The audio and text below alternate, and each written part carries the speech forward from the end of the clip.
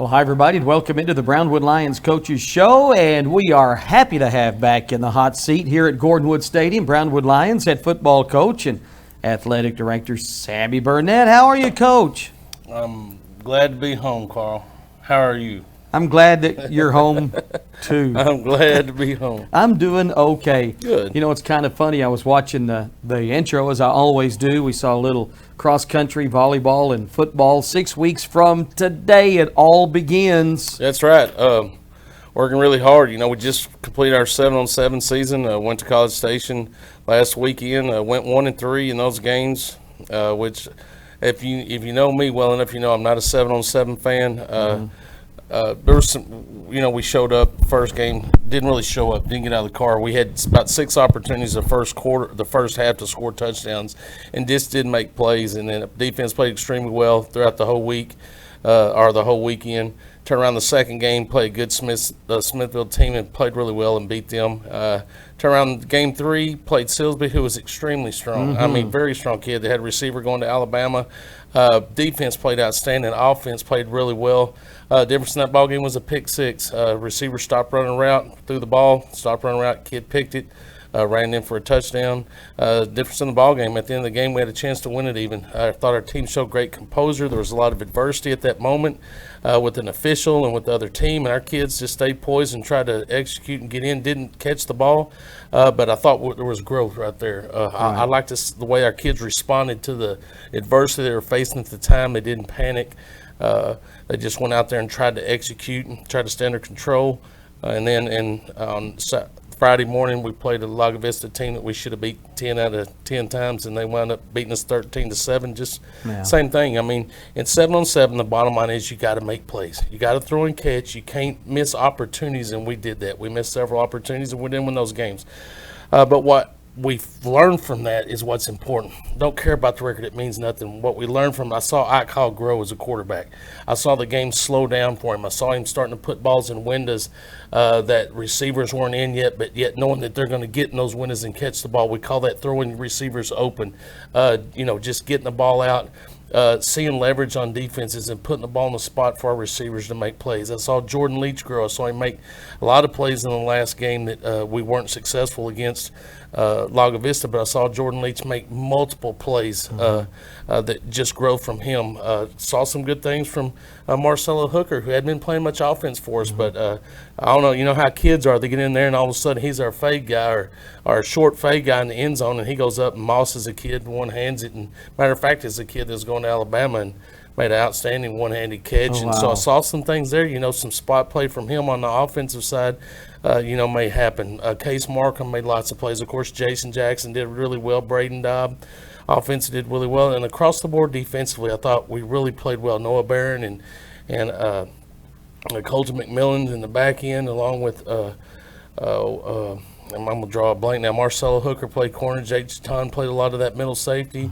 You know, our linebackers did really well. Chance Jones, Jalen Brown. I mean, I'm going to miss someone, but I mean, our defense, the whole 7-on-7 season kept us in games. So I'm really excited about that. Now, understanding the back end side, our defensive front and linebackers, I think are going to be a lot stronger this year coming into August. And, you know, we're just going to see what kind of team we are. We're going to be a physical football team. But throughout the course of 7-on-7, from our fall league our spring league to our league play and tournaments, I thought I saw the growth that we wanted to see. And I'll say it again, and I talked to him after we got through on Friday, but the growth that I saw in that call is important for our football team. All of a sudden, and if you understand football or understand the evolution of a player and the growth year after year, doesn't matter what level it is, if you start in junior high to when you get to high school, to if you get to college, to go into the big leagues. The game at some point has to slow down for you. The game is always faster every level you step up. And early in 7-on-7, the game was too fast for Ike. Throughout the course of what I saw those last 4 games at College Station, it clicked. That light switch went on, and all of a sudden that game slowed down, and he became pretty dominant. So I'm really excited about that. So was there success in 7-on-7? Sure there was. And we got out of it what we wanted to. We wanted to evaluate kids. We wanted to qualify. That's what our kids want to do. So we qualified, got to go to College Station, and I saw a lot of growth with our team. So all in all, the course of 7-on-7 throughout the spring I thought was very successful for us. All right, 7-on-7 is done. We're heading into the summer months here, maybe a little break. So what happens between now and August 1st when two-a-days start? Well, we're going this week, and then they'll get a break next week. We shut the school district down for the 4th of July week, which is a really neat thing that we do here. So everything will be shut down next week, and then we'll continue through July. We'll go to coaching school. The kids will be off a couple of days when we do that in, I think, the fourth week in July. And then we'll come back and work as a coaching staff, and then, of course, we'll kick off 1st of August. But for us, what we're doing now and what I'm liking, we have an hour to do football stuff. That was brought on by COVID a couple years ago. We're still doing our strength and conditioning like we always do. We're still working hard in the weight room, trying to get stronger. Conditioning, I backed off a little bit of it in June because it's hard to maintain your conditioning for an extended period of time. So I thought we may be wasting some time by doing a lot of conditioning work. When the time comes in middle of July, we'll start implementing more cardiovascular conditioning so that we can get ready for the season. And of course, in August, we do what we have to do to be in shape. And I take pride in our cardiovascular condition. I really do. We will get our kids in shape. So what we've done, backing off from the cardiovascular stuff, the running stuff, is we started implementing our system. We spend half the time while we're doing weights. The older groups are doing weights. The younger groups are in the classroom, and we're teaching them football. So today we go in and we teach offense, a certain amount of plays. Tomorrow we go out on the field and we execute those plays. The next day we'll go defense. They'll go on the classroom. They'll learn a portion of the defensive scheme. They'll go out the next day and execute that. So instead of just being on the field, running around, doing stuff, trying to teach on the fly, we're trying to use the classroom, which is important. What I want people to understand is we started football in April. You have to get ready for 7-on-7. That's just part of it nowadays. Get ready for 7-on-7, so we're doing that through April. And then we go through August. The first break that our kids will get will be in November, which is our bye week in November. It's after our season's done. So we got to find opportunities to be smart about what we do and not just wear them out to get to a point where they're sort of sick and tired of football. So I think what we're doing now for the rest of the season, the summer and off season, is educating our kids and then go out on the field and executing. I'm really excited about. I believe in teach the kid what to do and why they do it way before you get them out on the field and make them execute it. So I really am enjoying this part of what we're doing in the summer. So we're going to continue doing that until middle of July, and then we'll start implementing more of our conditioning stuff. And then by August, we'll be full force conditioning. By our first scrimmage, we'll be ready to go. All right. Sounds like a plan to me. And we do have some camps coming up this week that you might want to talk about. Yeah, started today. Our soccer camp is at Gordonwood Stadium. It's 8 to 9:30 for second graders through sixth graders, and then 10:30 through 12 for 7th through 9th graders. If you didn't go today, it started today. You still got Tuesday and Wednesday. Go out to Gordonwood Stadium, get registered, and I'm sure Coach Mosqueda and Coach Wilson will be more than happy to have you out there. But that did kick off today and sort of ending our camp season as well. So it seems like the summer's going really fast. Oh, man, it really is. It is getting by. We turn the calendar on Friday, by golly, to July. It's crazy. It seems like we just graduated a couple of days ago. Yeah, isn't that the truth? Of course, you had 2 weeks off, a little R&R. Hope everything went well there. I mean, it was good. My wife's pretty smart. I don't listen to her all the time. She's pretty smart. You better listen to Kathleen. She said 14 days anywhere is a long time. I'm like, oh, man, I've never gone on vacation. Let's do this. We did this. So we went, and we probably could have got it done in 7 to 10. And we're sort of old, and we're homebodies, and we like where we live, and we like our community, and we sort of missed it.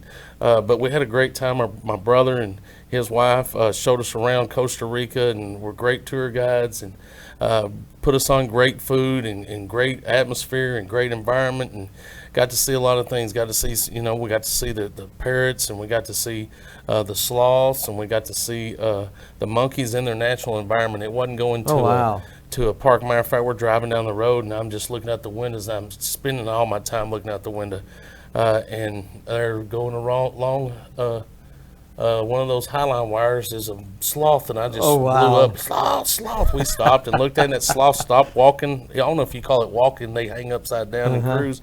And he just stood there and looked at us. And we're about 10 feet from him, just looking at us. And so that was pretty cool. And then to see the monkeys in their element, and we got to do some whitewater rafting, and we got to ride the horses, which my daughter's infatuated with horses now. Man.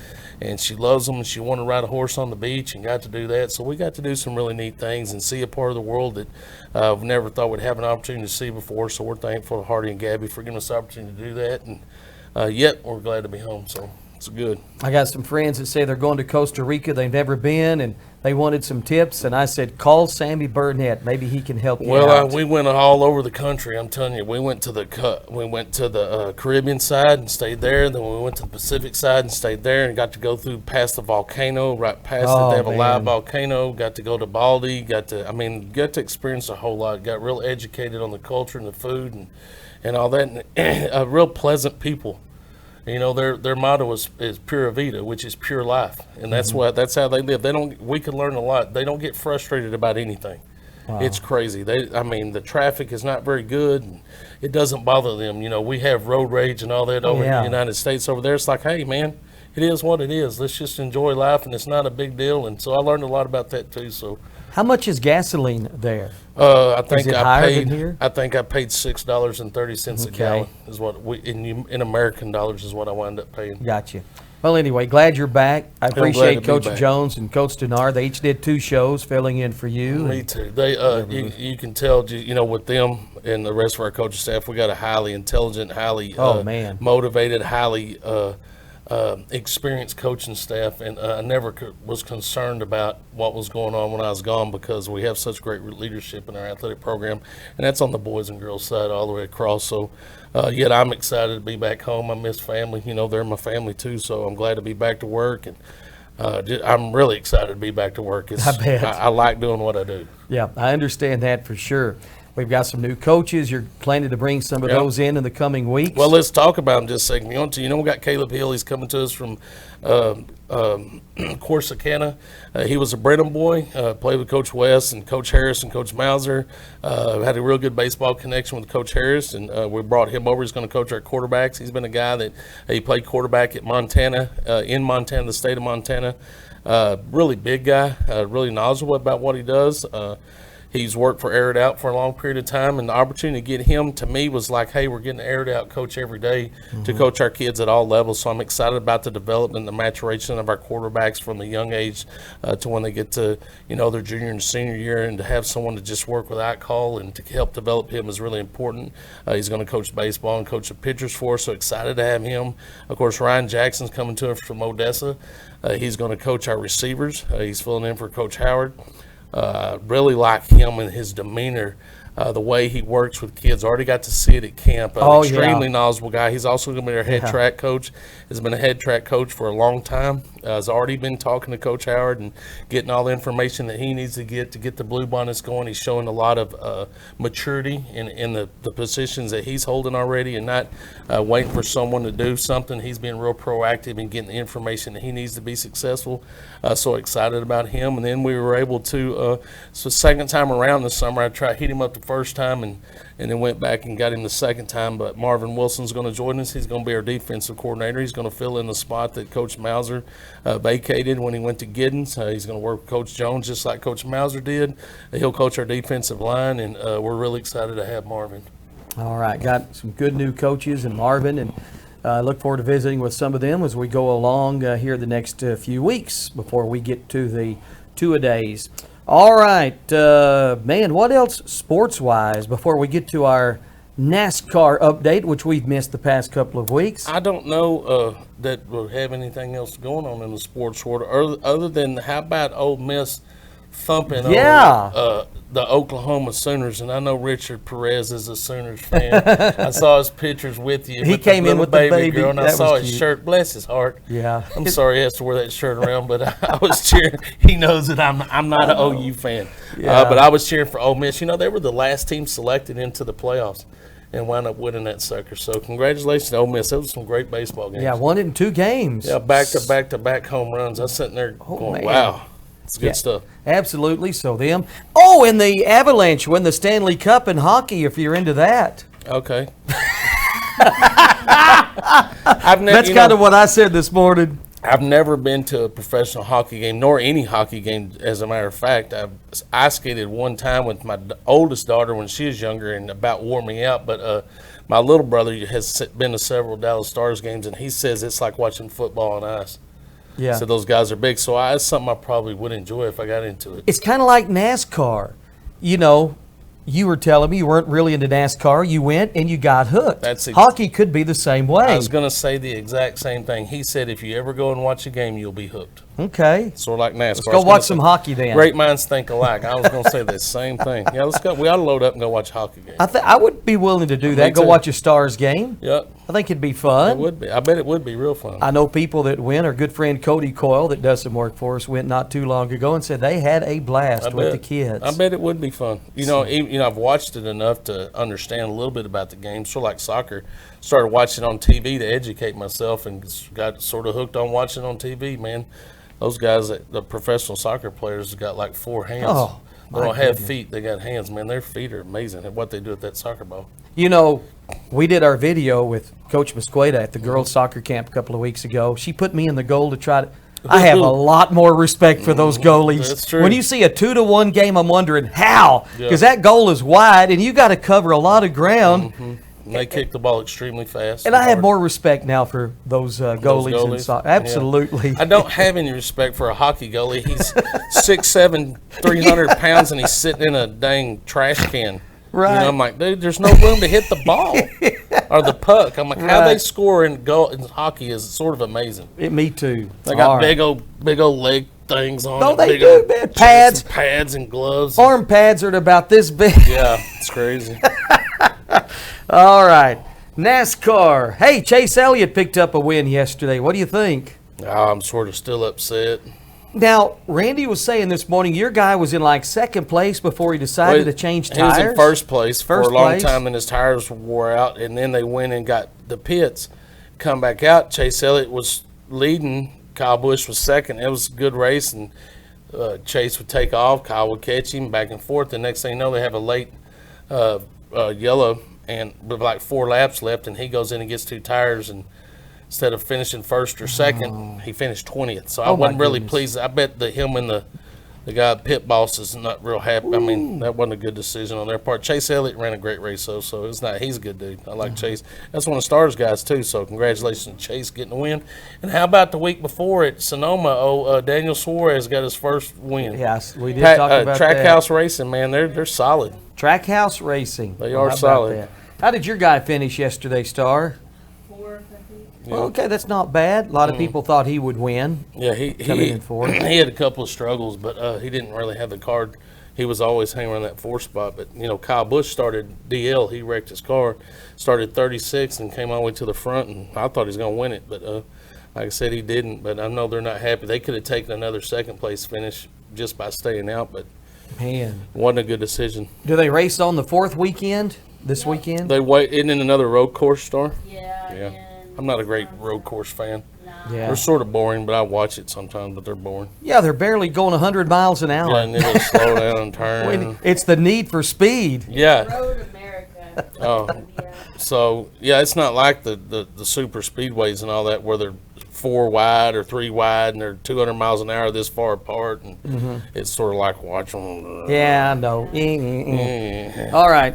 Wednesday after you left, we had a special visitor. Kenny Vaccaro came in. I saw that video. Had some really nice things to say about you. I appreciate that. And, I'll say this. I've talked to Kenny several times. He wants to do some things for our kids.